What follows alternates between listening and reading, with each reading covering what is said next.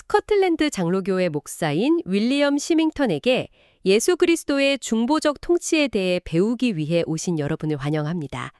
오늘은 머사야 더 프린스의 8장, 열방 위에 있는 중보적 통치에 대해 살펴보도록 하겠습니다. 네, 오늘 다룰 내용은 어쩌면 많은 분들이 좀 생소하게 느끼시거나 심지어는 약간 논란의 여지가 있다고 생각하실 수도 있는 그런 주제입니다. 그렇죠? 예수 그리스도께서 단순히 교회만이 아니라 이 세상 모든 나라, 그러니까 정치적인 사회까지도 다스리신다는 그런 개념이죠. 시밍턴은 이게 성경이 아주 명확하게 가르치는 바라고 주장을 합니다. 맞아요.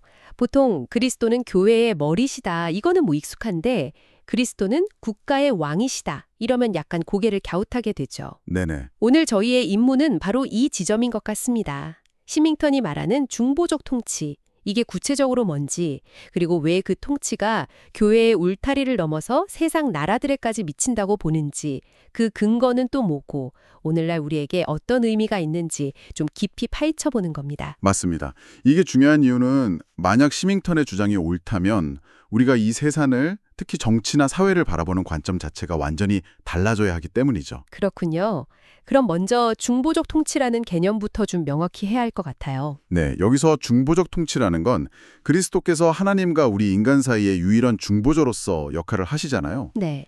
그 구원 계획을 이루시기 위해서 온 우주, 특히 인간 사회와 국가를 다스리시는 그런 특별한 권한을 의미합니다.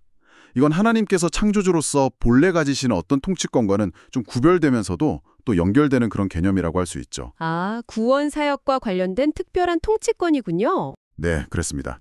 그리고 시밍턴은 이 중보적 통치권이 열방, 그러니까 세상 모든 국가에 미친다는 것을 성경을 통해서 입증하려고 시도합니다. 자, 그럼 그 입증 과정으로 한번 들어가 보죠. 시밍턴은 어떤 근거들을 제시하고 있나요? 뭐 성경 구절들을 다 짚어볼 순 없겠지만 핵심적인 논거들 위주로 좀 설명해 주시죠. 일단 시밍턴이 가장 먼저 강조하는 건 성경이 세상 통치자들에게 직접적으로 명령을 한다는 겁니다. 메시아, 즉 그리스도께 복종하라고 말이죠. 아, 통치자들에게 직접요? 네, 대표적인 예가 바로 시편 2편입니다. 잘 아시는 구절일 텐데요. 시편 2편 10절에서 12절을 보면 너희 왕들아 지혜를 얻으며 세상의 재판관들아 교훈을 받을지어다. 그의 아들에게 입맞추라 이렇게 명령합니다. 네. 여기서 아들은 명백히 메시아를 가리키는 거고요. 사도행전 4장에서도 이 시편이 그리스도께 적용된다는 것을 사도들이 확인해 줍니다. 아, 그렇군요. 근데 여기서 입맞춘다는 게 그냥 뭐 안부 인사 같은 게 아니잖아요. 그렇죠. 그 당시 문화에서는 왕에게 충성을 맹세하는 어떤 공적인 행위를 의미했습니다. 그러니까 단순히 개인적인 신앙을 가지라는 차원을 넘어서는 거죠. 아, 그럼 통치자로서의 공적인 역할 속에서 그리스도께 복종하라 이런 의미로 해석하는 거군요. 정확합니다. 시밍턴은 이 명령이 통치자 개인의 어떤 사적인 경건 생활에만 국한되는 게 아니라 그들의 공적인 직무 수행, 그러니까 나라를 다스리는 방식 자체에 적용된다고 봤습니다. 그렇군요. 왕으로서 또 재판관으로서 메시아의 권위 아래 있음을 분명히 인정하고 그분의 뜻에 따라서 통치해야 한다는 그런 요구라는 거죠. 굉장히 강력한 요구네요. 통치자에게 직접 명령하는 구절 말고 또 어떤 근거들이 있을까요? 메시아 왕국에 대한 여러 예언들도 아주 중요한 근거가 됩니다. 예를 들면 시편 72편 같은 경우에요. 네. 이상적인 왕의 통치를 그리고 있는데 거기 보면 모든 왕이 그의 앞에 부복하며 모든 민족이 다 그를 섬기리로다. 이런 구절이 나옵니다. 시밍턴은 이것이 단순히 솔로몬 왕을 넘어서서 궁극적으로는 그리스도의 통치를 예언하는 것이라고 봤습니다. 아, 전 세계 모든 국가가 결국 그리스도의 권위 아래 복종하게 될 것이다. 이런 그림이군요. 그렇죠. 모든 왕과 민족이 그의 통치권을 인정하고 섬기게 될 거라는 예언이니까요. 이사야서의 예언들도 아주 중요합니다. 이사야서요? 어떤 내용인가요? 이사야 49장 23절을 보면 왕들은 네 양부가 되며 왕비들은 네 유모가 될 것이며 라는 예언이 있습니다. 양아버지, 유모요? 네, 시밍턴은 이 구절을 통치자들이 교회를 그냥 내버려 두거나 세속 권력으로 억압하는 게 아니라 마치 부모처럼 교회를 아주 적극적으로 보호하고 지원해야 할 의무가 있음을 보여준다고 강조합니다. 아, 단순히 방관하는 게 아니라 적극적으로 돕는 역할이군요. 네. 그리고 이런 역할은 통치자들이 교회의 머리이신 그리스도께 먼저 복종할 때만 가능한 것이라고 봤죠. 개인적인 지원을 넘어서 국가의 권력과 자원을 동원해서 교회를 돕는 그런 그림을 그리는 겁니다. 그렇군요. 심지어 이사야 60장 12절에서는 한 걸음 더 나아가서 너를 섬기지 아니하는 백성과 나라는 파멸하리니 그 백성들은 반드시 진멸되리라는 경고까지 나옵니다. 국가 자체가 그리스도를 섬겨야 한다. 섬기지 않으면 파멸한다. 정말 강한 주장인데요. 이런 직접적인 명령이나 예언 외에 또 다른 유형의 증거도 있습니까? 네, 그리스도께 주어진 여러 칭호들도 빼놓을 수가 없습니다. 성경을 보면 그리스도를 만국의 통치자라고도 하고 만국의 통치자. 네, 또 땅의 임금들의 머리, 그리고 가장 유명한 건 역시 만왕의 왕, 만주의 주라는 칭호죠. 아, 만왕의 왕. 시밍턴은 이런 칭호들이 그냥 멋있는 수사적 표현이 아니라 그리스도께서 실제로 이 세상 모든 통치자들 위에 군림하시는 최고의 주권자이심을 선언하는 것이라고 주장합니다. 실제로 그렇다는 거군요. 네. 특히 요한계시록에서 이런 칭호들이 자주 등장하는데 당시 교회를 박해하던 로마 제국 같은 세상 권력들과의 어떤 대립구도 속에서 주어지거든요. 이건 그리스도께서 중보자로서 이 땅의 정치 권력들을 다스리시고 또 심판하실 권한을 가진다는 걸 아주 명확히 보여준다는 거죠. 요한계시록 1장 5절이나 19장 16절 같은 곳 말씀이시죠? 맞습니다. 바로 그런 구절들이죠. 다니엘 7장에 나오는 인자 같은 이가 모든 백성과 나라로부터 섬김을 받는 장면이나 요한계시록 11장 15절에 세상 나라가 우리 주와 그의 그리스도의 나라가 되어 라는 선포도 다 같은 맥락으로 이해할 수 있습니다. 이렇게 여러 성경적 근거들을 제시하는군요. 그런데 뭐랄까 현실에서는 대부분의 나라가 그리스도를 왕으로 공적으로 인정하지 않잖아요. 이런 주장이 현실과 어떻게 연결될 수 있을까요? 시밍턴은 혹시 이런 반론에 대해서도 다루나요? 네, 아주 좋은 질문입니다. 시밍턴도 이 점을 예상하고 몇 가지 반론들을 직접 다룹니다. 예를 들어서 국가의 기호는 자연법이나 사회계약 같은 데 있는데 왜 굳이 그리스도의 통치 아래 있어야 하는가? 이런 질문이 있을 수 있잖아요. 네, 그렇죠. 여기에 대해서 시밍턴은 결혼이나 가족관계처럼 자연법에 기초한 제도들도 그리스도인의 삶 속에서는 주 안에서 이루어져야 하듯이 국가 역시 그 기원이 어디에 있든 중보자 그리스도의 권위 아래 놓여야 한다고 답합니다. 아, 자연적인 기원을 가졌다고 해서 그리스도의 통치 밖에 있는 건 아니다. 그렇죠. 또 다른 반론? 현실에서 국가들이 그리스도를 인정 안 하는데 어떻게 통치하신다고 말할 수 있나 하는 부분에 대해서는요. 권리라는 것은 그것이 인정받는지 여부에 따라 생겼다 없어졌다 하는 게 아니라고 답합니다. 권리는 인정 여부와는 별개다? 네. 예를 들어 많은 사람들이 하나님의 존재나 그분의 도덕법을 부인한다고 해서 하나님의 존재나 도덕법이 무효가 되는 건 아니잖아요. 마찬가지로 국가들이 그리스도의 왕되심을 부인하거나 무시한다고 해도 그분의 정당한 통치권이 사라지는 것은 아니라는 거죠. 흥미로운 지적이네. 자, 그럼 이제 두 번째 질문으로 넘어가 보겠습니다. 시밍턴의 주장을 일단 받아들인다고 했을 때 그럼 그리스도께서는 구체적으로 어떻게 열방을 다스리신다는 걸까요? 뭐 눈에 보이는 방식으로 직접 정치하시는 건 아닌 것 같은데요. 네, 맞습니다. 시밍턴도 그리스도의 통치가 우리가 눈으로 보는 그런 직접적인 정치 행위는 아니라고 말합니다. 하지만 실제적이고 아주 강력한 방식으로 이루어진다고 설명을 하죠. 그는 한 8가지 정도의 통치 행위를 제시하는데요. 그중에서 몇 가지 핵심적인 것들을 좀 살펴보겠습니다. 네, 8가지나요? 네. 첫째는 국가들의 존재 자체가 그리스도의 섭리 아래에 있다고 봅니다. 그러니까 국가가 생겨나고 흥하고 쇠하고 또 전쟁이나 평화, 지도자가 세워지고 물러나는 이 모든 역사의 큰 흐름을 그리스도께서 주관하신다는 거죠. 역사의 주관자로서 다스리신다. 네, 잠언 8장 15절과 16절을 보면 지혜를 통해서 왕들이 다스리고 통치자들이 공의를 세운다고 말하는데 시밍턴은 이 지혜를 그리스도로 해석합니다.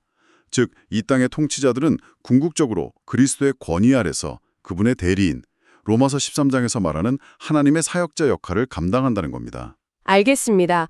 역사를 주관하시는 것, 이게 첫 번째 방식이고 두 번째는 무엇인가요? 둘째는 그리스도께서 자신의 법, 즉 성경에 나타난 도덕법에 대한 순종을 국가들에게 요구하신다는 겁니다. 아, 법에 대한 순종 요구. 네, 예를 들어 공의롭게 재판하라, 가난하고 힘없는 약자들을 보호하라, 선을 장려하고 악을 징벌하라 같은 국가와 통치자들을 향한 성경의 모든 명령들은 바로 왕이신 그리스도의 명령이라는 거죠.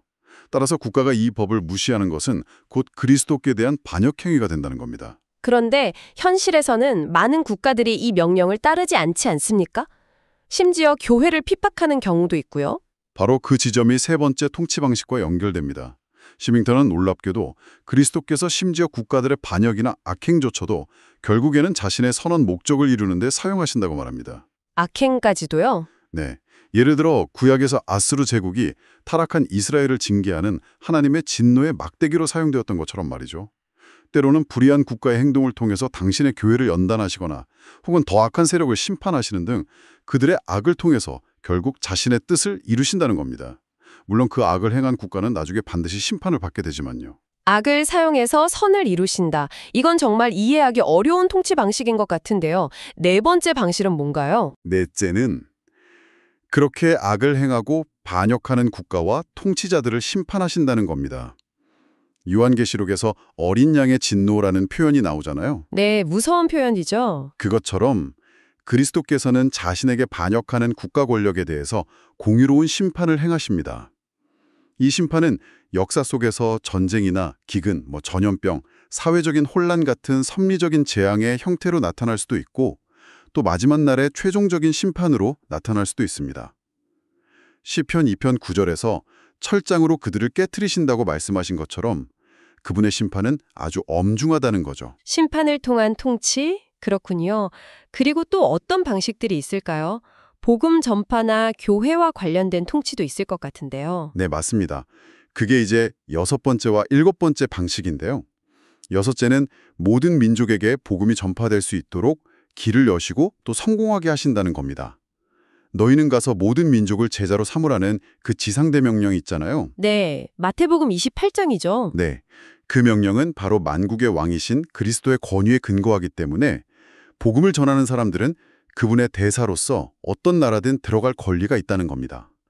그리고 그리스도께서는 복음 전파를 방해하는 모든 장애물들을 제거하시고 요한계시록 3장 8절에서 말씀하신 것처럼 열린 문을 주신다는 거죠. 복음 전파를 위한 길을 여신다. 그리고 일곱째는 그렇게 세워진 자신의 교회를 세상 속에서 보호하신다는 겁니다.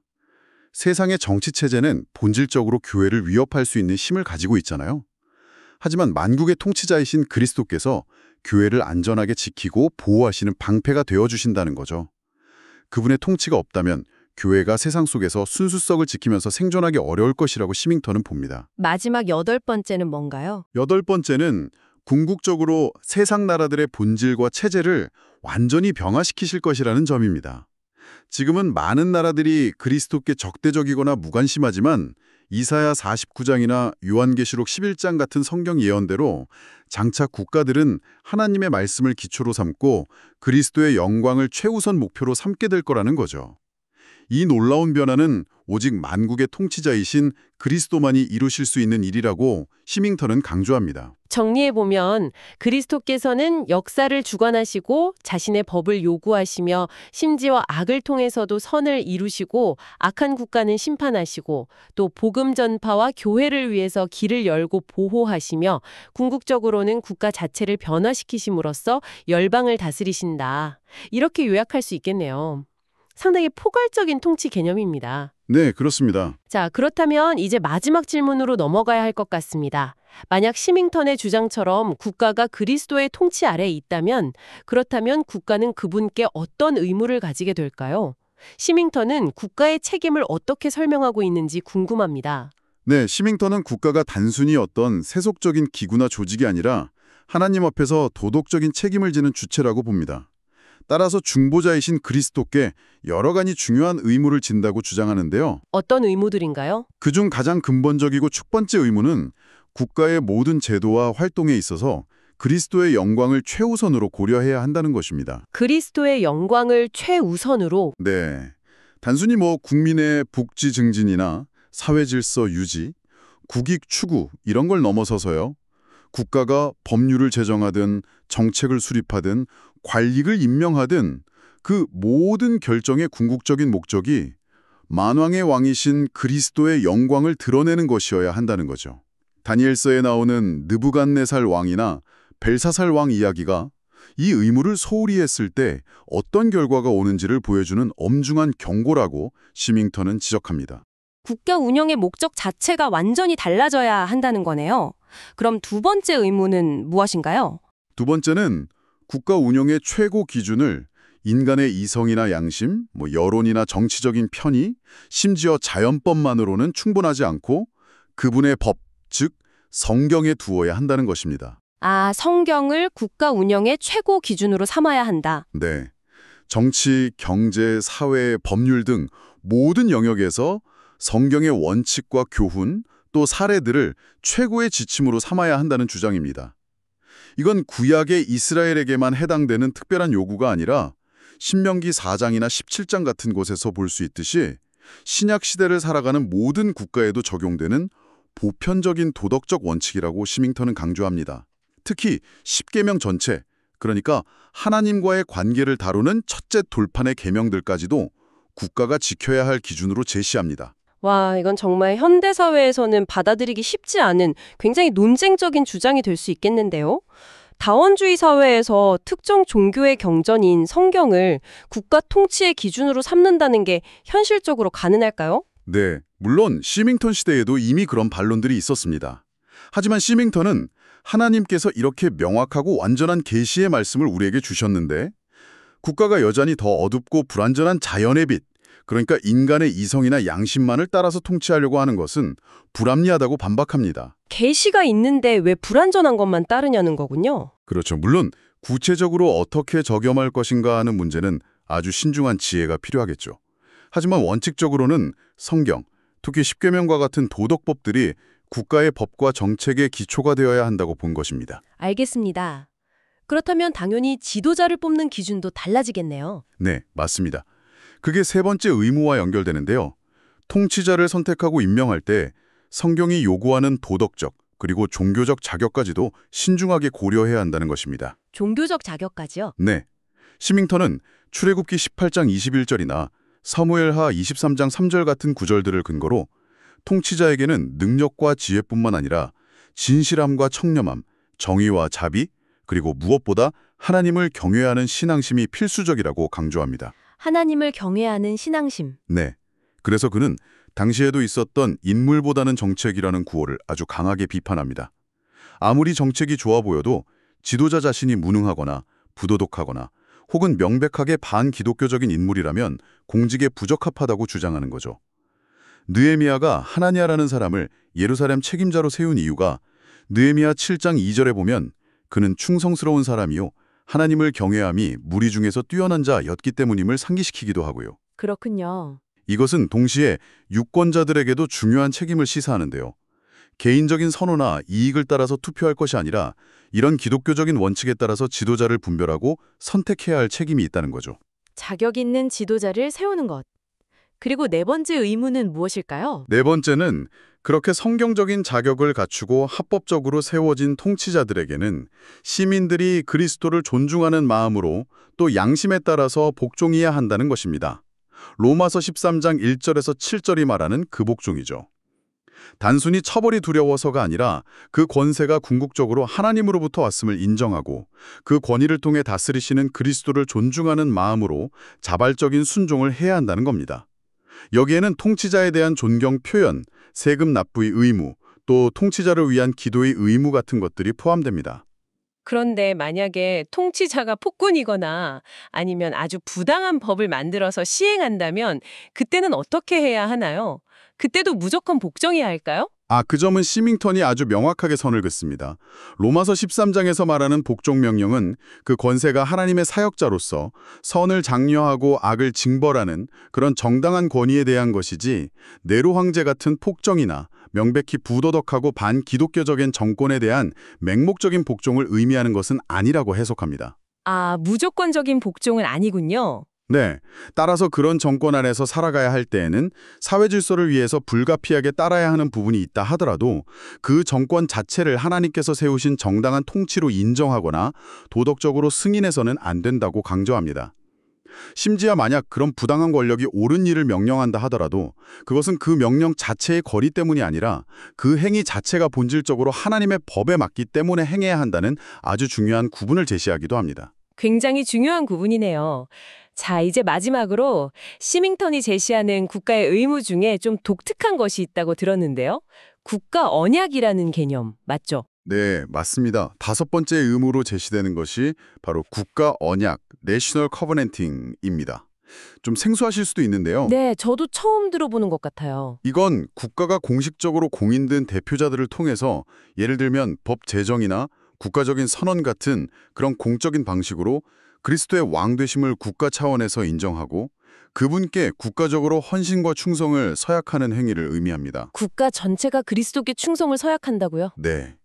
구약 시대에 이스라엘 백성들이 시내산에서 하나님과 언약을 맺거나 요시야 왕 때처럼 타락 후에 언약을 갱신했던 그런 사례들이 있잖아요. 네. 그것처럼 신약 시대의 국가들도 그리스도께 국가적인 차원에서 충성을 맹세해야 할 의무가 있다는 것입니다. 이사야 19전이나 62장 같은 곳의 예언들도 이런 국가적 헌신의 미래를 보여준다고 해석했고요. 특히 시밍턴이 살았던 스코틀랜드의 역사적 경험, 즉 국가 언약이나 엄숙 동맹과 언약 같은 사건들이 이 주장에 큰 영향을 미쳤습니다. 스코틀랜드 역사와 관련이 깊군요. 정말 현대 국가의 개념과는 상당히 거리가 있는 주장처럼 들립니다. 굉장히 도전적인 생각이라는 생각이 드네요. 자, 오늘 이렇게 윌리엄 시밍턴의 메시아 왕자 8장을 통해서 그리스도의 열방 통치라는 어쩌면 우리 시대에는 좀 잊혀졌거나 의도적으로 외면받아온 그런 주제를 깊이 파고들어봤습니다. 성경적인 근거들부터 시작해서 그분의 보이지 않는 통치 방식, 그리고 그 통치 아래에 있는 국가가 마땅히 져야 할 책임들까지 정말 폭넓게 다룬 것 같습니다. 네, 그렇습니다.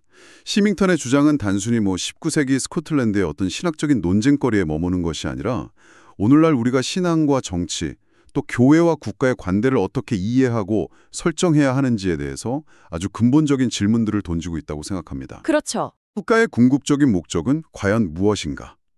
법의 최고 기준은 어디에 두어야 하는가? 우리는 어떤 자격을 갖춘 지도자를 선택해야 하는가? 또 시민으로서 국가에 대한 우리의 책임은 어디까지인가? 이런 무거운 질문들에 대해서 시밍턴은 그리스도의 왕되심이라는 관점에서 매우 명확하고 어쩌면 좀 불편할 수도 있는 도전적인 답을 제시하고 있는 거죠. 네, 오늘 논의를 마무리하면서 청취자 여러분께 스스로에게 한번 던져볼 질문 하나를 남기고 싶습니다. 만약 오늘 우리가 살펴본 시밍턴의 주장처럼 우리가 살고 있는 이 나라가 정말로 보이지 않는 그리스도의 통치 아래에 있다면, 그리고 그분께 국가적으로 순종해야 할 의무가 있다면, 오늘날 우리 사회의 법률, 정책, 문화 속에서 그분의 통치가 어떻게 더 명확하고 구체적으로 드러나야 할까요? 이 질문은 우리 각자가 시민으로서 또 신앙인으로서 한번 깊이 고민해볼 가치가 있지 않을까 생각합니다. 네. 그리스도의 열방 통치라는 이 주제는 우리가 세상을 바라보는 시각 자체를 바꾸고 또 이 땅에서의 우리의 역할에 대해서 근본적인 성찰을 요구하는 것 같습니다. 단순히 개인적인 경건 생활을 넘어서서 사회적이고 국가적인 차원의 책임까지 생각하게 만드는 그런 주제이죠. 오늘 이 쉽지 않은 주제에 대한 깊이 있는 탐구에 함께해 주셔서 정말 감사합니다. 다음 심층 분석에서 더욱 흥미로운 주제로 다시 찾아뵙겠습니다. 안녕히 계십시오.